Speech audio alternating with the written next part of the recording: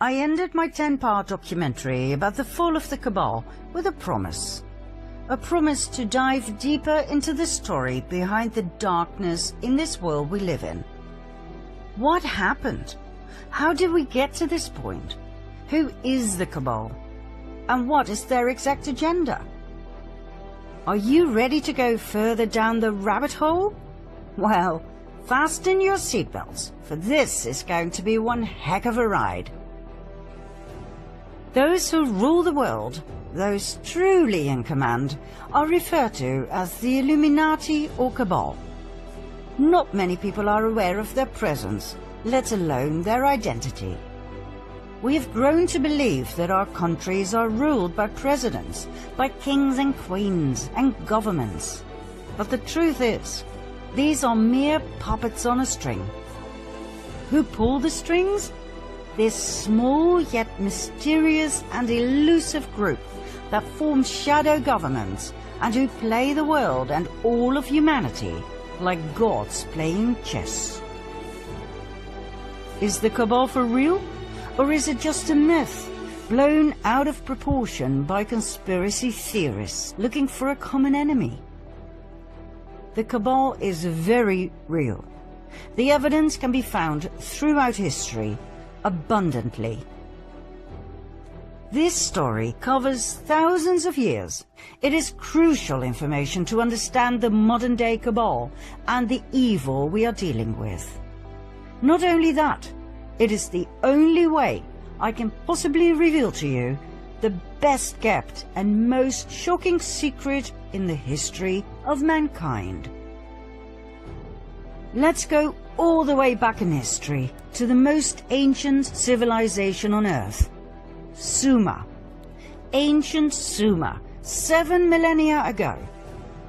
What we know stems back from the early writings on clay tablets, written down in cuneiform script.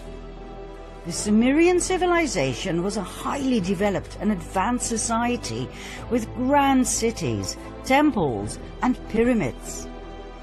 Archaeological findings tell us the cities had amazing mosaics, elaborate streets, housing blocks, indoor plumbing, toilets with water flushing systems, and much more. The temple of Inanna at the ancient city of Uruk still baffles us today with its splendor, its vibrant colors and depictions of strange animal creatures. Inanna was the ancient Sumerian goddess associated with love, beauty, sex, war, and political power. She was later worshipped by the Akkadians, Babylonians, and Assyrians under the name of Ishtar or Asherah. Many researchers now believe she was Isis of the Egyptians, Diana of the Greeks, and Venus of the Romans. She was the consort of Baal, the deity who demanded child sacrifice. We shall later see whether this is true or not. The ancient culture of Sumer and its polytheistic religion expanded towards the northwest into Babylonia, then even further west. It went to what we now know as Canaan and Phoenicia. More about this group later. There was a second group. They went further north, all the way to the region we now call Ukraine and southern Russia, between the Black Sea and the Caspian Sea. There they took on the name Khazars and called their new homeland the Kingdom of Khazaria, after their ancestors. Joseph Chagam, king of the Khazars, explained in a letter to the foreign secretary of the Caliph of Cordoba, Hasdai ibn Chaprut, that his people were direct descendants from Japheth, son of Noah. Khazaria was right at the center of the northwestern Silk Road. Merchants who traveled through Khazaria had to pay toll, a lucrative way to swell the coffers of the kingdom. The Khazars were different than the peoples from the surrounding countries. They were described as thieves and spies. They were said to be lawless people, who lived a life of sin, of sexual extremities, and of cruelty. They would murder travelers from other countries and adopt their identity. They were masters of deceit. And, last but not least, they were said to worship Baal, also referred to as Moloch, a representation of Lucifer that demanded child sacrifice. In return, Baal was said to reward them with riches, with fame and fortune. The neighboring countries despised them. They hated their sacrificial rituals in which they threw babies into the flames or cut them open to drink their blood and eat their flesh, claiming it gave them incredible power and energy and eternal youth. Urged by these surrounding peoples, the Russian ruler knew he had to do something. In the year 600, he warned their king, Bulan, that their Luciferian practices had to end. He told him they had to convert to either Judaism, Christianity, or Islam. The choice was his. Bulan chose Judaism.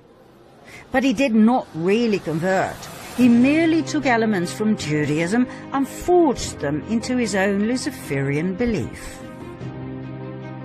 King Bulan and his people lived on and prospered. Nothing much had changed, except for the fact that for outsiders they now called themselves Judeans, which they were not. Mind you, the name Jew wasn't invented until the 18th century. 4 centuries went by. In 965 AD, the Russian ruler, Grand Prince of Kiev, Sviatoslav I, felt they had gone too far with their continued devil-worshipping and child sacrifice. He decided to wipe them out. But the Khazars had their spies everywhere, and the Russian cunning plan was brought to the ears of the Khazarian king, who, just in time, fled the country with his 25 wives and 60 concubines, all of the nobility, plus an enormous amount of gold and silver. The entire exodus of royalty and nobility went via Hungary to Poland, then from Germany southward to France and Spain. Everywhere they went, some were left behind. In order to reveal their true identity, they called themselves Ashkenazi Judeans, knowing very well that their new home countries would not exactly be eagerly awaiting Luciferian Khazars. Ashkenaz, by the way, was the name of a region they inhabited during their migration from Sumer to Babylonia to the Caucasus.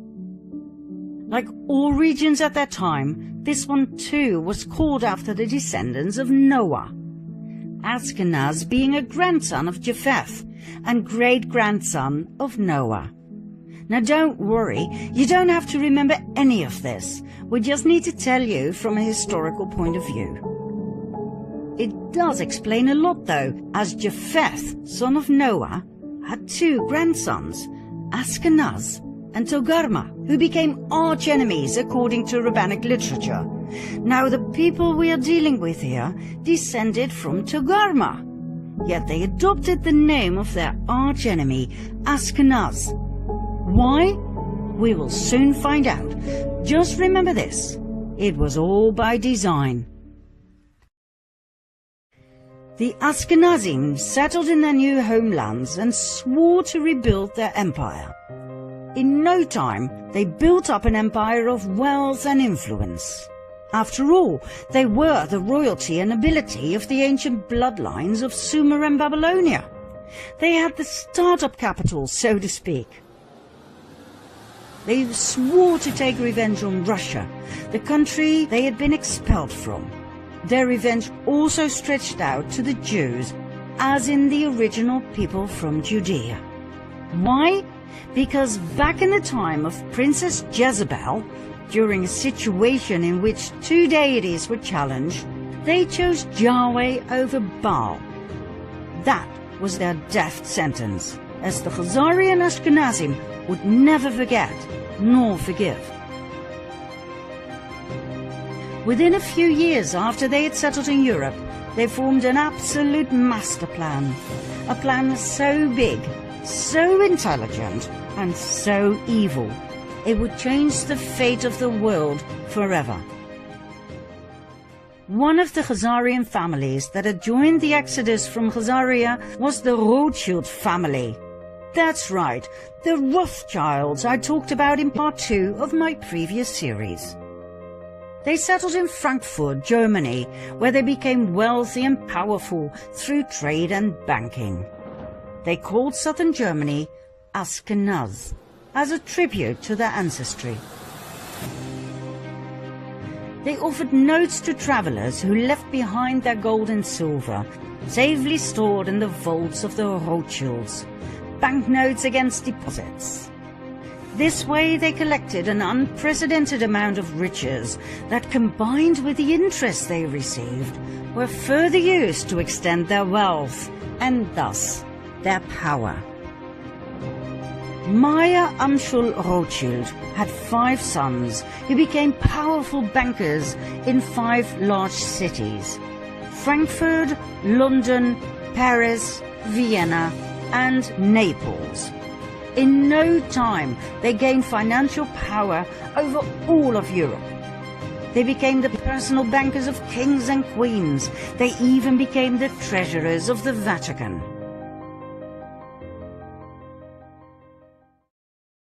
Before we continue with an event in the 18th century that has been deliberately erased from our history books, we have to pause this storyline and go back to the early Middle Ages for a second storyline. The two will meet during this 18th century event. And when they do, things will fall into place, I promise. We'll start in the age of the Crusades. In 1048 AD, an organization was founded that we refer to as the Order of Malta. They were founded in Jerusalem. Their goal was dual. One arm of the order ran a hospital in the Holy Land to tend to Christian pilgrims. The other arm was military, tasked by Rome to protect Christians against the local Muslim population. Their symbol? The equal-armed Maltese cross. During the first 50 years of their existence, Jerusalem was Muslim territory. The amount of Christian pilgrims who went to Jerusalem was limited, even by Islamic law. In 1096 AD, the first of 9 wars broke out. It became known as the First Crusade. The Crusades were religious wars initiated and supported by the Roman Catholic Church. Their goal was to recover the Holy Land from Islamic rule. 3 years after the Crusaders had left for the Holy Land, this goal was achieved. Godfrey de Bouillon and his brother Baldwin, leaders of the First Crusade, became rulers of Jerusalem. The Crusades may have been romanticized in literature and movies, but the truth is, they were insane religious wars focused on nothing but death, destruction, and forced conversion. An estimate of nearly 2 million people died. In 1118, a French knight by the name of Hugh de Payan founded a military order together with 8 relatives and friends. They called the order the Poor Knights of the Temple of King Solomon, later known as the Knights Templar. This order sprang forth from a secret society called the Prieuré de Sion, the Priory of Zion, an order that, by the way, is still alive and active today. With the support of the King of Jerusalem, the Knights Templar set up headquarters on the sacred Temple Mount. Their official goal was to protect pilgrims on their way from Europe to Jerusalem. In and of itself, this is fascinating. 9 knights were officially appointed to protect Christian pilgrims over a distance of 4,000 to 5,000 kilometers. God only knows how they did it. Their not-so-official goal was to rebuild the Temple of Solomon that had been destroyed in 586 BC by the king of Babylon, Nebuchadnezzar. Why this was so important to them, we will show later on. In 1129, the Order of the Knights Templar received the official support of the Roman Catholic Church. The order grew abundantly, and donations came pouring in from all over Europe. The Knights adopted a code of conduct in which they swore unfailing obedience to the Master. According to researchers, the principle of obedience made the Knights Templar lethal. They acted swiftly and with certainty to do as they had been commanded. A force of Templars became an extension of the will of its commander, the Grand Master. At the height of their power, the Order of the Knights Templar comprised of almost 20,000 members. Only 10% were armed knights.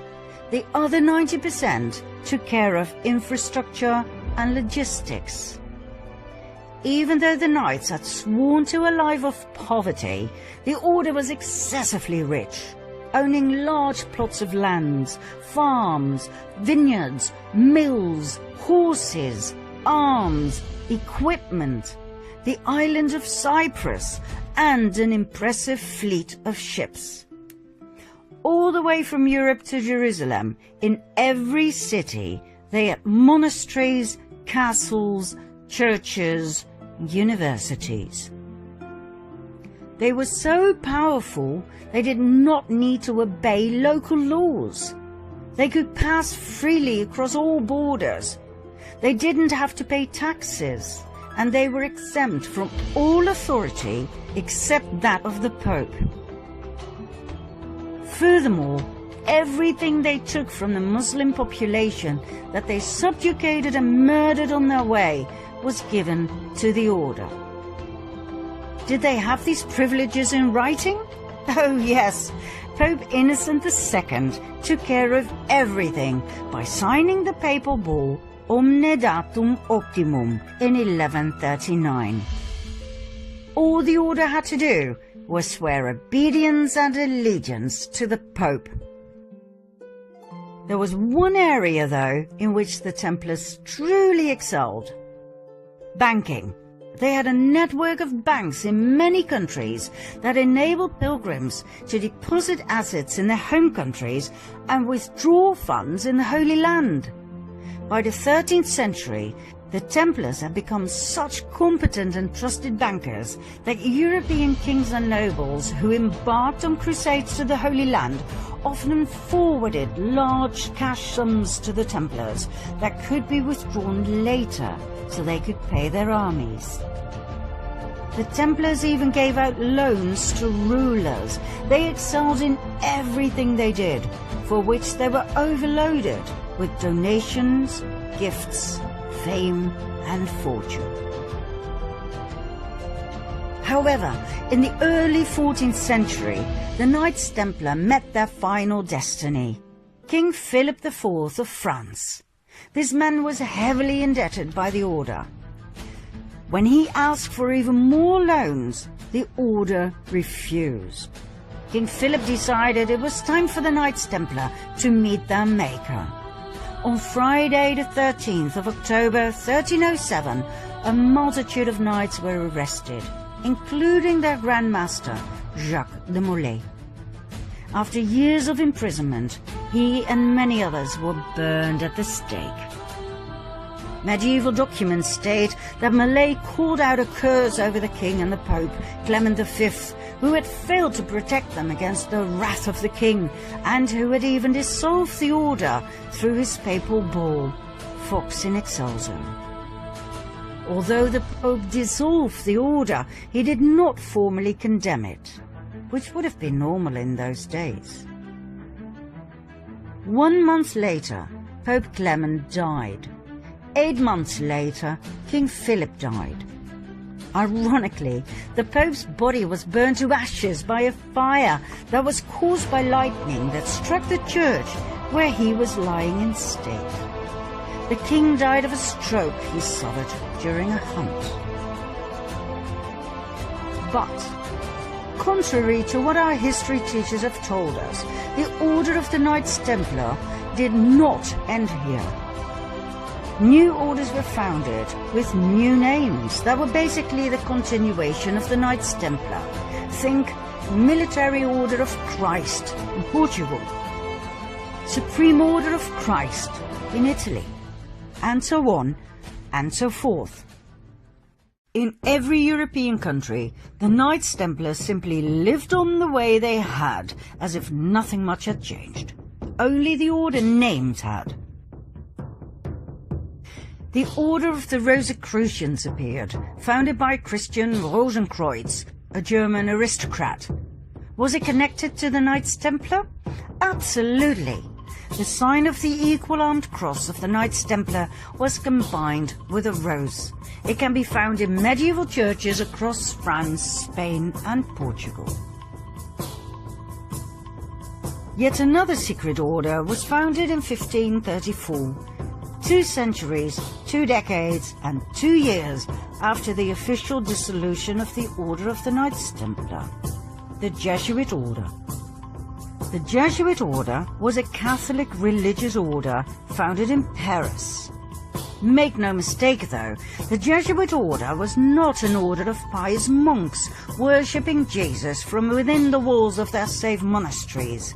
It was a military order of extremists who had sworn an oath of absolute submission and obedience to the Pope and to their superior general. Let's have a look at their initiation oath. I declare that I have no opinion or will of myself, but without hesitation I will obey every command I receive from my superiors in the Pope's and Jesus Christ's militia.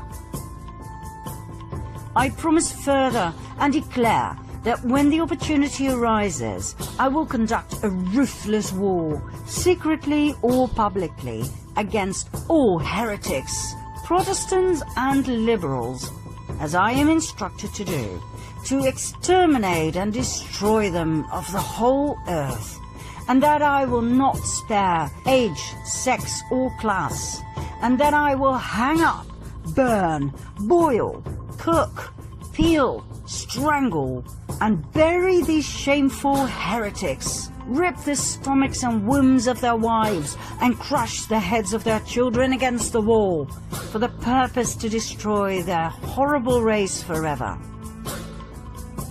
If this cannot be done openly, I will secretly administer the cup with poison, the strangling rope, the steel of the dagger, or the leaden bullet, regardless of the honor, rank, dignity, or authority of the person or persons, as I will at any time be instructed by an agent of the Pope or superior of the Brotherhood of the Holy Faith of the Order of Jesuits. In confirmation of which I hereby dedicate my life, my soul, and all of my corporal powers, and with this dagger which I now receive, I will subscribe my name written in my own blood, in testimony thereof. And should I prove false or weaken in my determination, may my brethren and fellow soldiers of the militia of the Pope cut off my hands and my feet, and my throat from ear to ear, my belly opened, and sulphur burned therein, with all the punishment that can be inflicted upon me on earth, and my soul be tortured by demons in an eternal hell forever. Not exactly what you would expect from an order of Jesus, right? Mind you, when we refer to the Jesuit order in relationship to the Cabal, we are not talking about the lower segments of the order. I personally know of Jesuit priests who are wonderful human beings and who've brought a lot of beauty and wisdom into this world. What we're referring to here is the top of the pyramid, the absolute elite of the order, better known as the Jesuit Council. Documents from the Golden Age show us that the Jesuit order grew into an extremely powerful group of men. Their influence went far beyond the religious world. It stretched all the way into the secular. They infiltrated the old Masonic lodges. The Masons were skilled tradesmen in the construction trade. They worked with their hands. They worked hard, physical labor. The infiltrated Jesuits were allowed to join because of their contributions in the area of architecture, science and arts. They were called the Free and Accepted Masons, hence the name Freemasons. The Freemasons were wealthy men with a special knowledge of architecture.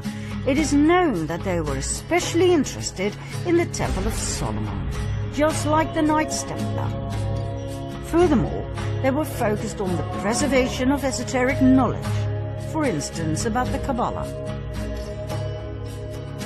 The fascination with the Temple of Solomon is not the only link between the Freemasons and the Knights Templar. Even today, the York Rite administers 3 orders of Masonry, one of which is the Knights Templar. The Knights Templar of the York Rite is a military branch of the Freemasons, just like the medieval order of the Knights Templar. They both have the symbol of the equal-armed Red Cross. So, in short, the Freemasons were a highly secretive group of powerful Jesuits who had infiltrated the countless Masonic lodges across the world. They founded their own umbrella lodge in 1717, the Premier Grand Lodge of England, and that would turn out to be their salvation. What happened? The Jesuits had become way too powerful to the liking of 80 heads of states worldwide who obviously felt threatened by the powerful order. They banned the order and put pressure on the Pope, Clement XIV, to do the same. In 1773, the Pope succumbed to their demand. He promulgated the Dominus Ac Redemptor, the Bull of Extinction, that put an end to the Jesuit order. It seems indeed history repeated itself. But guess what? It didn't end there. Just like the Knights Templar before them, they continued using another name. In this case, the Freemasons. 1 year after his betrayal of the Jesuits, Pope Clement was murdered by poisoning. Just like the Luciferian Khazars, the Jesuits too, and their predecessors like the Knights Templar, had a taste for revenge. Now we promised that our 2 storylines would come together at an historical event that would massively impact the world. We have finally reached that point. Do you want to know what happened? Follow me to part 2.